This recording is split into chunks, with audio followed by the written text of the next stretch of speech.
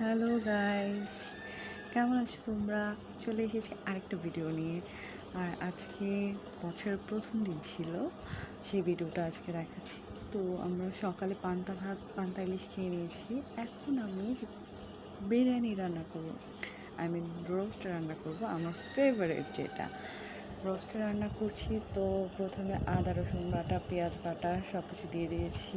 তারপর জিরা গুঁড়া ধনিয়া গুঁড়ো সব দিয়ে দিয়েছি, মশলাটা ভালো করে মাখিয়ে নিয়েছি। তারপর রোজগুলো আলাদা করে ভেজে নিয়ে তারপর আমি চুলায় দিয়েছি। মানে প্রথমে হচ্ছে একটু মরিচ আর হচ্ছে একটু লবণ দিয়ে মেখে জাস্ট তেলে ভেজে নিয়েছি, তাহলে একটু ভালো হয় খেতে। দেন আমি ওই যে অ্যাজ ইউজুয়াল যেগুলো আছে রোস্টের জন্য, যেটা সবচেয়ে বেশি মানে দেওয়া জরুরি, যেটা হচ্ছে দুইটা জিনিস দিলে রোস্টটা অনেক ভালো লাগে খেতে।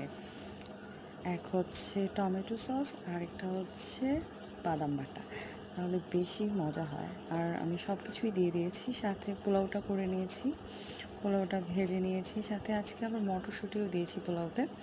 শীতকাল থাকলে মটরশুঁটিটা বেশি পাওয়া যায়, তো ওটা একটু ফ্রোজেন করে রেখে দিই, দেন খাই। আমার মায়ের আবার খুব পছন্দ মটরশুঁটি দিয়ে পোলাও খেতে, তো অনেক মজা